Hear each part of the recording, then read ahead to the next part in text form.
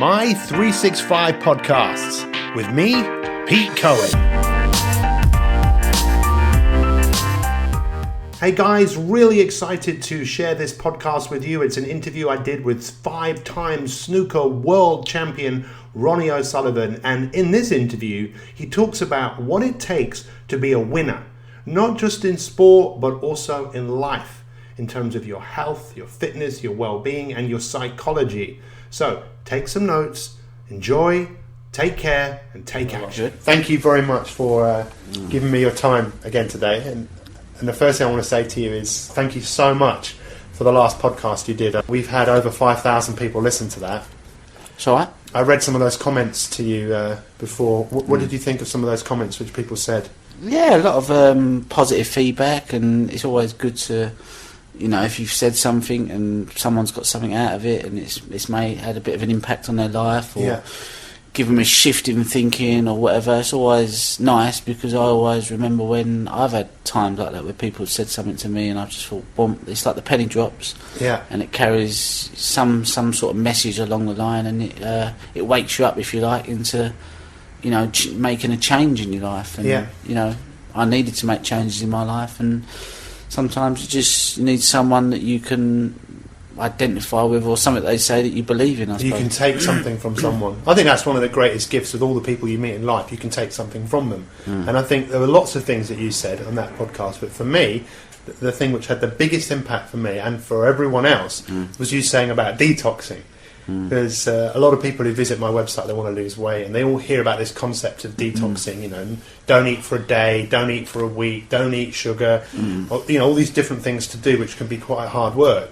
But what you said was you detox every day, or most days, by exercising. The steam comes off your head. That's your way of kind of going through a detox. Yeah, definitely. I mean, I think a lot of the stuff that I try to do is stuff that you can do every day, and it becomes routine, it becomes habit forming, it becomes part of who you are. You know, it's something that you look forward to maybe, but with the running, it's something I can do wherever I am. It doesn't matter where I am. I can go out and I can incorporate it into my life every day. And it's nothing, I don't have to rely on somewhere being open, or, you know, is a class on it. It's something I can do. But you never have to really motivate yourself to do it. You know, if you were to describe yourself, you'd say, well, I'm Ronnie O'Sullivan, I run, right? That's what you'd say, wouldn't you? Yeah. This is me, this is how I live my life. Yeah. And I just did a video last week about self-perception, how people see themselves. So if someone sees themselves as someone who's overweight, then they're going to act like someone who's overweight. Even if they lose the weight, they might still see themselves as someone who's overweight and put the weight back on again. What I really wanted to talk to you about today and get your opinion about is about being a winner. You know, whether you win in sport, or you win in business, or you win at becoming slimmer, fitter and healthier. Would you classify yourself as a winner, as far as your career in sport is concerned? I think it's like anything, really. I think there's a set of principles that are the same for everybody, no matter what business you're in, no matter what you do. You're a sports businessman, or you're a doctor, or a film producer. I think winners, you know, there are some people that have more talent than others, and then there's some people that work harder than others. But to be a winner and probably the top of your field, you need to have the talent and the hard work. And I think a lot of people, you know, that I've read books on, that I look up to, and they all come back to the same thing. It's hard work. It's hard work. But I think you also need to enjoy what you do, because the enjoyment then takes away that word hard work. Because hard work to me means doing something that I don't enjoy. But to play snooker for 4 hours doesn't seem like hard work for me. A lot of people go, oh, you play snooker for 4 or 5 hours every day, and I go, well, yeah, great. I love it, you know. Not every day, you know, there's times when I battle with it, but, you know, I also know what a great feeling it is to be playing well and feeling good about your game, and that's why I do it, you know. And because some people, I've heard them say, and I've been there when people have said this to you, well, it's all right for you, you're just incredibly talented. You know, a lot of people, some of the people who are listening to this maybe don't know who you are, or don't even know what snooker is, but a lot of people have said you are the most talented person to ever pick up a snooker cue. Which I find quite ignorant of people sometimes, because I don't think I'm actually the most talented player. I think there's more talented players on the snooker circuit. It's just that I chose to want to play the game in the perfect way. You know, I studied videos of Steve Davis, I studied videos of Stephen Hendry. So these are past players. So these are the type of players, top players that of their I time. Looked up to, and they're the players that I wanted to emulate. And from a young kid, I could have copied Bill Werbenek, I could have copied Alex Higgins, but I never. I chose to want to take the path of so Steve you Davis. looked at winners again, just so people don't know that the other players you mentioned, Alex Higgins, and who's the other guy you mentioned? You had Bill Work, Terry Griffiths. There's lots of players that But were, you that didn't. were good players. Why did you choose those guys to emulate and think, "Oh, what are they doing?" And I need to copy them. I need to look at what they do. Davis was the best. He won. He was. He made the game look. When I watch Steve Davis play, I see that's how I wanted to play the game. I didn't want to play the game like anybody else, and I still don't. If I had to pick one player to play like, it'd be Steve Davis in his prime. I know Hendry was a fantastic player and a talent, but I was brought up following Steve Davis. Yeah. Although Hendry took the game to another level. But I just remember watching him and thinking, this is how it's got to be done. So I copied him from how he walked, to how he chalked his cue, to how he sipped his water, to how he took his chalk out of his pocket, to how he held his cue, to how he approached the shot, to how he scratched it. Everything. I know Davis probably better than he knows himself. That's how much I studied him. And he was the epitome of hard work, dedication. But, you know, a lot of people say he was robotic and whatever. He was, but he's got a lot of talent, but he's kind of harnessed it in a mechanical, like a German-like way, if you like. Yeah. Very efficient, very deliberate, very consistent. Whereas I would put myself in the same mould, but I just happened to play with a little bit more speed. But I wouldn't say I was the most talented players. I think, and I know that there are more talented players on the snooker circuit, but they chose to maybe not have that German mentality about their game and their technique. They kind of chose to try to have their left arm or their right arm in a certain way, which doesn't give you consistency. So a lot of why people say I'm the most talented, I don't agree with that, but I kind of have to go along with it because I'm outnumbered. So you're saying one of the principles of winning is look at someone who has already done what you want to do and find out how they did it. Yeah, and copy them. Copy them. That's the only thing you can do. Is you copy who is the greatest athlete now, who is the greatest tennis player, who is the greatest golfer. Copy them, and then improve on it. Yeah. Because once you have what they have, sport, life, everything evolves. Everyone is. If you have got the foundations of a Tiger Woods or Phil Mickelson or whoever, you have that to start with. Yeah. And now you have the opportunity to improve on it as well. Okay, so let's just translate that to weight loss, because a lot of people will listen to this, they want to lose weight, they want to get fit, they want to get healthy. So what you're saying is, well, if that's what you want, find out someone that's already done it and find out how they did. But someone who's done it and lost the weight and kept it off. Yeah, I always like it to, if you know, it's easier to keep fit if you enjoy something. Yeah. And I think if you enjoy football, tennis, golf, or whatever it is, and you want to lose weight, like badminton, or you like going down the gym, or you like it's whatever you enjoy. I mean, I'm not a great lover of running. I'd much rather play football, but I've got to rely on getting 7 or 8 people to show up. Yeah. So I kind of thought, well, the running will suit me because it's something I can do and be in control of. Why do you think that some people can't be bothered to work that much harder to do whatever it takes so when they go out to perform they're in the best possible shape? Or why do you think some people can't be bothered to maybe, I don't know, lose weight or get fit? For me, it was more about wanting to better myself, wanting to consistency. It needs to be a lifestyle thing and something that I know that I can keep doing and keep doing. I'm not going to get bored of it. So the running was good, but I needed to do the races. The races were the thing which motivated me to train. Yeah. Otherwise, if I was just going out jogging, I think, well, I'll leave it today. But because I have a race in 3 or 4 weeks' time that I sort of was looking forward to doing, and I didn't want to embarrass myself, it forced me to get out the door and do the 6, 7, 8, 10 mile run, whatever was required. And I think sometimes you need a goal, you need an incentive, or to prove somebody wrong, maybe, or to prove to yourself, or whatever it is which can motivate someone is what you should be looking for. And I think some people get stuck in life. They can, you know, like I liken it a little bit down the snooker club. A lot of people sit there and play cards for 13 hours.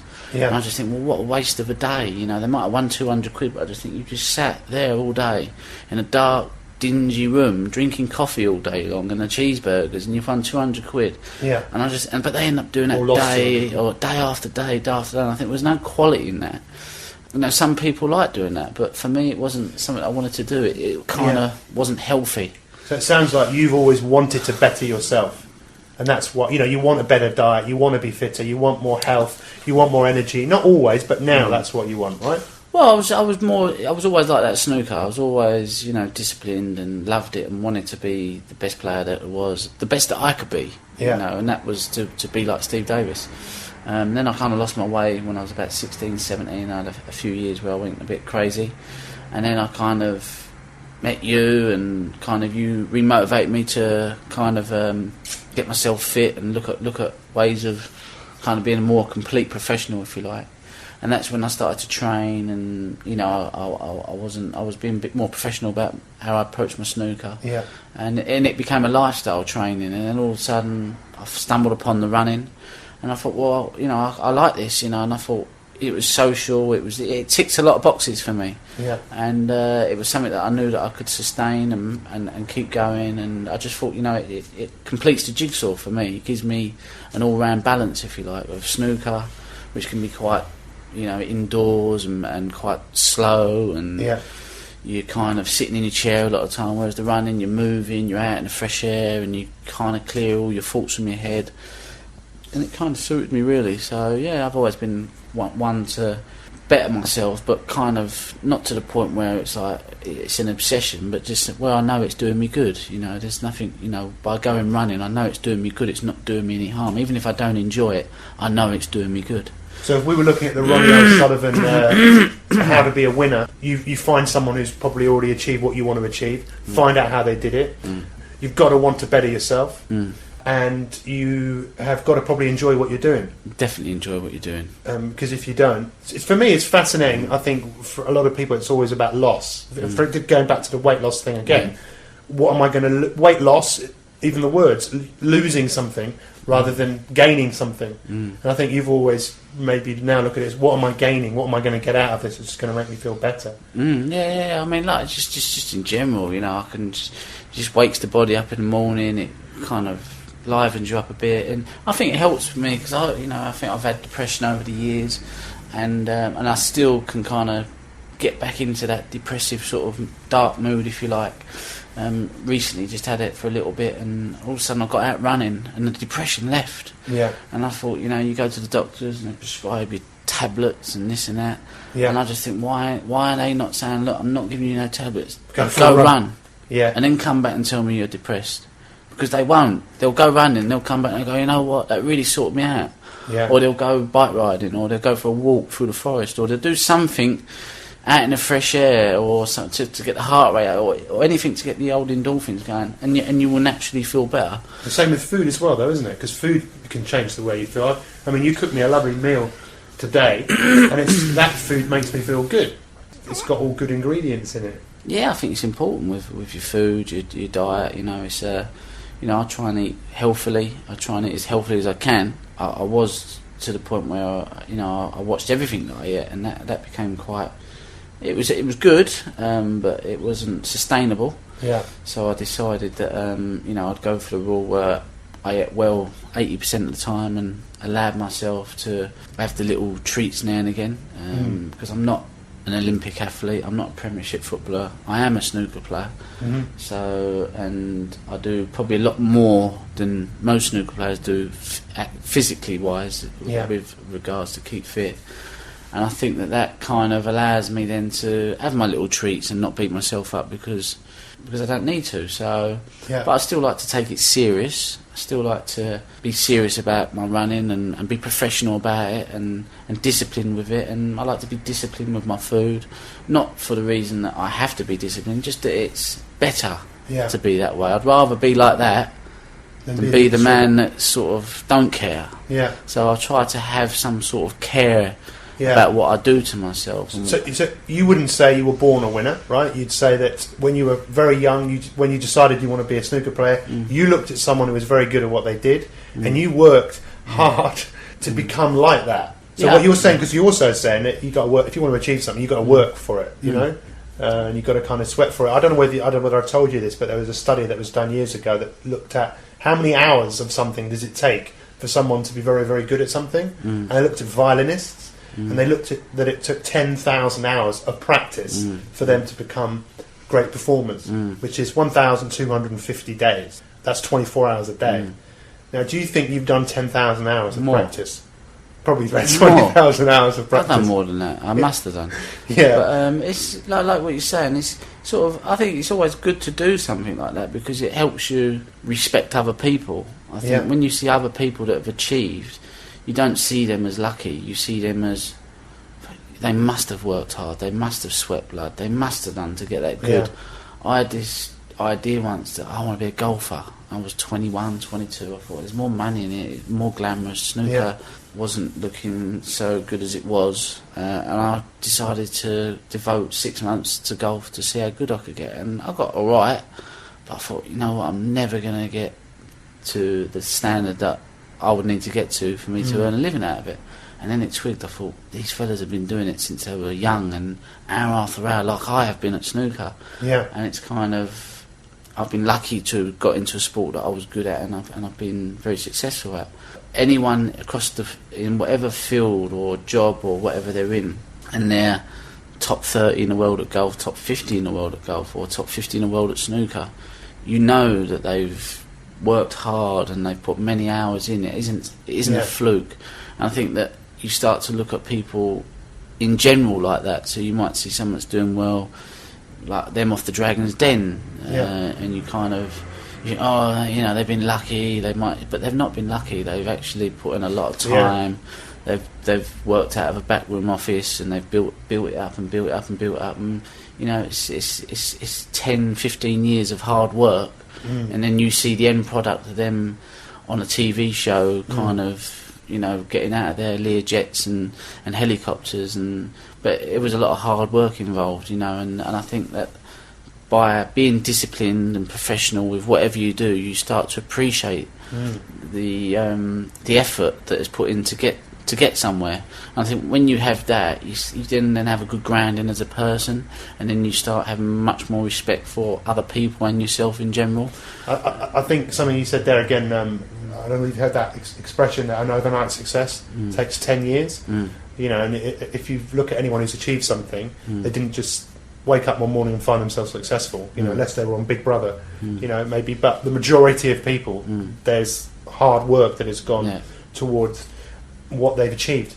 So I really like what you said before about if you don't enjoy doing it, it's not going to happen. And see, at the beginning of this podcast, where we spoke about if you see yourself in a certain way, then you'll act that way. If you want to be a winner, if you want to be successful, you've got to act like the person that you want to be until that is then who you become. It helps to find someone that's already getting the results that you want, and whatever it be. And then I think sometimes it's good to study them and find out what makes them tick, how they went about whatever they've done. Like I used to always be wanting to know how Steve Davis practiced, who he played with, what was Stephen Hendry doing, how many hours was he practicing, what was his routine, when did he eat his lunch. Yeah, and you probably found out what they did was probably not that complicated. It wasn't that difficult. It's probably quite straightforward. Yeah, I mean, it was. It was common sense, but it wasn't maybe common practice. I found the difference between Hendry and the others. They were disciplined. They were there regardless if anybody else was there. Like you walk in a club some days, and most people would be sitting there chatting, talking about whatever the last night's football, and did you see the darts, and another cup of tea. I'll have a bacon sandwich, and it's now 12 o'clock, and Hendry's already done 2 hours. He stops for lunch and has the chat with them for 45 minutes. And then they go, come, we'll have a best of 9. Hendry's now going to play his next 3 hours. So his day's structured, and there was no interference. There was no one going to get in his way. And what about you? Because I would imagine that you weren't as disciplined as those guys, and that didn't come as natural to you. But you learned to become more disciplined. Is that right? I was. When my dad was around, I was very disciplined. He made me be disciplined. I had the tendencies to not want to be disciplined. I thought it would happen. I expected it to happen. But if my dad wasn't there and become undisciplined, which then my results got worse, my form dipped, and then it would take a big effort, if you like, to kind of get back to where I was, say, a year ago. So then I'd start running again and be at the club at 10, do my 5 hours practice. And after about 2 or 3 months, my game come back, I got my confidence, and I was winning matches and tournaments again. So left to my own devices, I could be very undisciplined. But from very early on, the seeds were sown from my dad that to be successful, you needed to work hard. To be successful, you needed to be fit, healthy body and mind.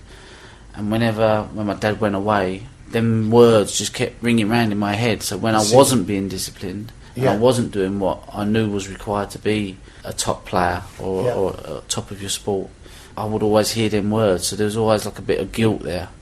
I felt guilty for not doing the right things, for playing cards. I'd be playing it, but there'd be this voice in my head: if ever I see you playing cards, that's it, I'm dragging you out, you're not playing snooker. And I'd be like, and I needed that voice in my head, because I would have been just like probably 99% of the other players and not achieved anything in snooker. But that wasn't the case, so I kind of managed to get myself in gear myself. I didn't have my dad around. So you kind of learned to kind of coach yourself, to kind of talk yourself into doing things. Yeah, well, I had to, because I didn't want to let my father down, I didn't want to let my family down, I didn't want to let myself down, and I need to make a go of it, and I kind of did, and I got myself fit, and I would practice a lot and be very disciplined and stay in and kind of live that life, and then I'd get a few results, and then I got bored, and then I'd meet other friends, and then I'd get distracted again, and then I had 5-6 years where I just was out with friends, just partying and having a good time, or what I thought was a good time, but it wasn't really a good time. It kind of got me down towards the end, and then I needed another big something in my life to happen to get me out of that situation, and that's when I went into rehab and kind of stopped drinking and whatever. And then I started to have more time in my day, I started to then get fit again, and kind of got in love with snooker again, or tried to become that person that I was when I was 13, 14, and my dad was on my case, making sure that I was doing the right things. I was practicing and eating well and in bed early and up early, and like a machine basically. And that's what I've tried to do again. And so from the year 2000, 2001, I class that as when my career started again. From 1996 to 2001, it was just a blur. Because there's two things you say. But there's the two sides. There's the winner and the loser in the same person. You've got the loser from 1996 or 1995 to 2001, and then you've got the same person that decided to then get disciplined and work hard at what he was good at, then become successful and win all the tournaments that he was supposed to win. So you've got the same person there leading two different lifestyles, but you can see the different results. From 1995 to 2000, when I'd win the odd tournament every year because I was too good not to. But from 2001 to 2010, I win 5-6 tournaments every year, 4 tournaments every year, worst ways 3 tournaments a year. So it just shows you that hard work, discipline makes up for a lot of it. There's two things you just said out there I thought were fascinating. The first one is about you kind of coaching yourself, getting to a point of talking yourself into doing things. I think that's I think all winners would probably do that, talk themselves into doing things. And the other thing, which I think is really important, is adversity. You look at any winner, I mean, they've probably gone through some real difficult times, just like most people do in life. Struggles, times where they don't want to do what they do, times where they feel like just giving up. But you've gone through some very difficult times in your life, like most of us. But you've gone through those struggles, and those struggles probably have made you into the person that you are today. Yeah, and I think sometimes you need them times to kind of re-motivate you, or re-evaluate, or kind of change the way you do something. I'm always played snooker from whenever to now, and I'll probably play from now for another 5-10 years, who knows. But whenever there's been a bad spell, it's always nudged me into searching for something or another way to get out of that bad spell. So the bad spell isn't always bad. It might look bad, and you might have a bit of a moan up. During that time, it's up to you to decide, well, I've got to do something.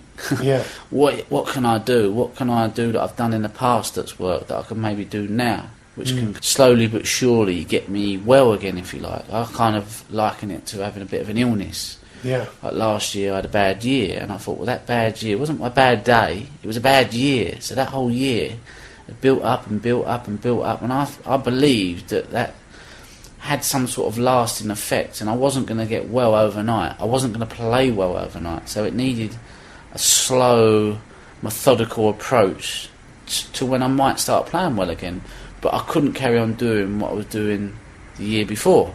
Yeah. That clearly wasn't working, and I clearly wasn't happy. So I decided to try something different, and in my approach and in my preparation and in the way I live my life. And it was about being a bit more intelligent about how I practiced. It was about being a bit more objective about what I do, not being so in it, if you like. Yeah, it was too like involved. doing it, Yeah. but kind of stepping back and then having a look at what I'd done and think, well, was that good? Was that not good? Is there any way I could do something different, or did I need to do that much? You know, maybe less is more. But it's kind of monitoring your own self and your own performance and allowing yourself to have a good day, bad day, but try and find a pattern in there somewhere if I can. And I think sometimes through adversity and through bad things, it allows you to do that. It allows you to have a different goal this year to you had last year. Last year I won the World Championships, I won a lot of tournaments, and I went into the next year thinking more of the same. But it wasn't. I still won a few tournaments, but I wasn't the same player. So then this year I have a different goal to what I had last year. Yeah. And now I feel like I'm playing a bit better. So the goal could then, do I raise that goal? But no, I'm going to stick to my guns and, you know, stick with whatever I'm doing and kind of nurse myself back to feeling good again. You know, and it might take time. It's like being in remission, if you like. I think the thing that I find really enjoyable to see, having known you for, 7, 8 years or something, is how you take responsibility now more than you ever have done before. This is you would say, this is my life, I'll find my way. My biggest joy in helping people is that if I've helped them in some way, is that they don't look at me to say, you changed my life. I might have helped them, but it was them. Yeah. They did it. Yeah. They took responsibility. Yeah. They got up in the morning. Yeah. They exercised. Yeah. They did whatever it takes Yeah. to be a winner. And to me, that's why you are a winner, because you've taken responsibility for your life. Yeah, and I think that's what a lot of people should do. They should give themselves a lot more credit than they sometimes do. A lot of people say, oh, if it wasn't for him... No, you know, there's a lot of blood, sweat and tears go into what Usain Bolt does. Yeah. And although I bet he appreciates what his coach has done for him, his coach, if it was that easy, his coach would be doing it. But it ain't, you know. There's a desire in there, there's a determination, there's a lot of talent, there's a lot of hard work. And it's about knowing that not anyone can run the 100 metres as quick as he's done it. Yeah. Not anyone can play like Federer. And, you know, like you say, for anybody, if they're achieving something, they deserve to kind of say, well, that was me that made the difference, not the book, not the DVD, not the motivational talk, because they're just words, you know. Actions, I think, is where it's at. And my mum always said, she's actions speak louder than words. I used to hate that saying, but it's when true. you think about it, there's quite a bit of truth in that somewhere along the line. You know, I can sit on the couch thinking, well, I know I'm going to feel better if I get up and cook a bit of food and preparation of it all, and I know I'm going to feel better if I go for a run, but unless I actually go and do it, the action, then I ain't going to feel better. I'm still going to be wallowing in negativity and feeling sorry for yourself and eating more cream cakes and getting more fatter and more, and then go to bed and think, oh, why did I do that?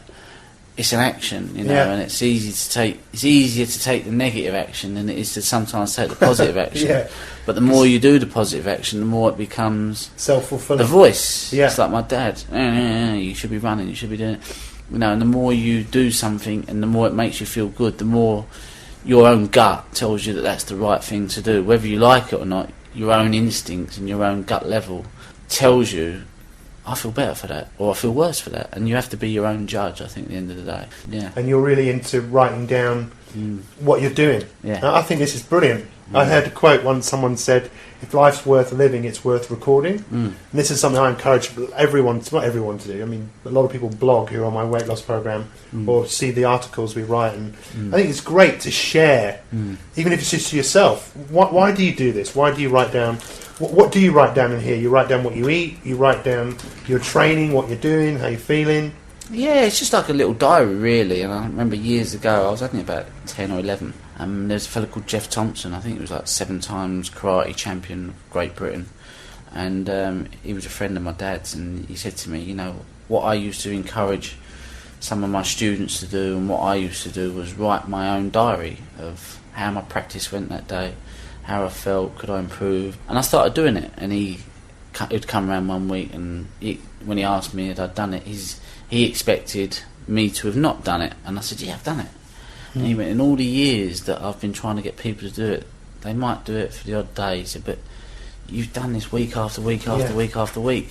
And then I remember, I think it was about a year or 2 years ago, I was looking through my cupboards, and I see this diary, and it says quarterfinals of the Ilford under-19s, played alright, got beat to such and such a player, but I'll get him next time. And I read all different, and it was such a positive. It was my voice. That's how I felt at that time. I was a winner then. I was more of a winner then than I am now. I had that attitude of, I was so hungry and so determined and had so much belief in myself that I was reading it. I was like, wow. So then I thought, well, I should maybe start doing that again. And I've started doing that again. And I think it's just something which can help me be... It's something to look back on. You know, I keep a running diary. A lot of runners keep a running diary. So they'll log the miles, the sessions, and how they felt and how they was running. And sometimes when I've done that and I've been thinking, well, why was I running better 2 years ago? And I'll get my diary out. Yeah. And I see that, I was doing 9 miles, 10 miles, 11 miles, 13 miles, 8 miles, you know. And now, 2 years on, I look at my diary, I'm doing 4 miles, 3 miles, 5 miles, 6 miles. And now I can see the evidence is there. Yeah. Why I was a better runner 2 years ago, you know, because I read a lot of running magazines, and they're all get quick in 2 weeks, get fit, get faster, get 5 steps to getting faster in 2 weeks. And I buy these and I think, well, there was no quick route to it. It's hard work. Yeah. If you want to be a good runner, it's spending the extra half an hour or the extra time on the track or the extra time. It's hard, but that's why you get faster and fitter and stronger, because you push the body beyond what it wants to do. And then once it gets there, you know, if you can run 10 miles, 5 miles is a stroll in the park. And that's why, you know, having a running diary, a snooker diary, your life diary is something that you can write down. You can see, I'm having a good time. Why am I having a good time? Well, I was doing X, Y and Z. That don't lie, you know, because we can forget. We can get stuck in what we're doing, and we can get distracted, and we can get pulled here, But this is like you're accountable. Your own kind of... Your own boss. Your own boss, your own judge. Well, you can see it. And when you write it down, and you're writing it down, you think, well, why did I do that? I should have done this. And then the next day, you can take them thoughts of how you can do something different. Yeah. The next day. Not 2 weeks, 3 weeks, not a month down the line. You can nip it in the bud a bit earlier. Also, what I like to see here is you're just so honest with what you write down. If you didn't feel good when you're practicing, you're just getting it down. Yeah. And this is something I really. If you see my weight loss program, you see the amount of people, the ones who get really far ahead and do well and win, if you like, in it, they just share everything they're experiencing. Yeah. Because it doesn't matter. No, it doesn't matter. It's not right. It's not wrong. You're just getting it out, and often then you're allowing. You can kind of make sense of it because you're getting it out. But also you're allowing yourself to get help and support from others. Yeah. Now, just lastly, I know when I met you originally and started hanging around with you, you had a lot of people around you that they wanted something from you. Yeah. And I think what you've done is, as you've gotten older, you've kind of wisened up to that, and you've got more people around you that are winners, if you like, or people who support you. Is that something that you think is really important? Yeah, and it's hard sometimes to kind of, because you think everyone's all right. If they're nice, they must be all right. Yeah. But some people have different agendas. Some people have different motives, and they have, and sometimes that they show up, and you think, oh, okay, but then more and more I've gone on, the older and older I've got, I've realised, and you know, and that's what snooker's done. It's given me the opportunity to meet people, good people, not so good people, and you kind of start to find your own level, if you like. Whereas the good people, they don't play on your vulnerabilities. They're there to support you unconditionally. They don't want to take credit for it. They just want to be there at the end of the phone. Yeah. Or just a friend that you can go and cook dinner with, or someone that you can just socialise with, you know. Yeah. Just be there for you, you know. And I was always looking for that person to fix me, my snooker, to make me the player I was when I was a young kid. And these people would convince me that they could do it, and I believed them. I wanted to believe that they could. And now I've kind of got to the stage where, looking for just to have a nice life, just to enjoy my life. Yeah. And snooker will be part of that, but not to kind of make it the be and end all. You know, me as a person is more important now than how I play snooker. Snooker is just something that I do. It's a door opener. It gets me to meet it gets me to meet people from all over the world. I get to go to some nice places. And for some of the time, I really love playing snooker, and some of the time I don't. But you know what? It's all good if you look at it as a whole package. And it's given me great opportunities in life, and I want to make the most of that. I'm lucky, really. Well, listen, I really appreciate your time, and I think because you and I didn't have an agenda, we just sat down and said, I said I want to talk to you about being a winner. Yeah. I think we've said loads in this, however long we've been talking about what constitutes a winner. Those of you that are listening to this, I want you to make a comment as to what have you taken out of this. What are the key things? Because for me, there's quite a few things. For me, the first thing is you've got to take responsibility for yourself. But for someone else who's listening to this, it might be something else. I want to know, and I will pass on the comments that anyone writes down here, and I will pass them on to you, Ronnie, so you can see for yourself. Yeah. But thank you for your time, and thanks for sharing. It's really nice to hear you talk and say these things. So thank you very much. No problem. Thanks, Peter. I hope you enjoyed this podcast. And if you want more free inspiration to optimize your life so you can achieve your goals in all the different areas of your life, then visit my365.me. That's mi365.me and sign up to 365 days of free coaching with me, Pete Cohen. Thanks for listening and have an awesome day.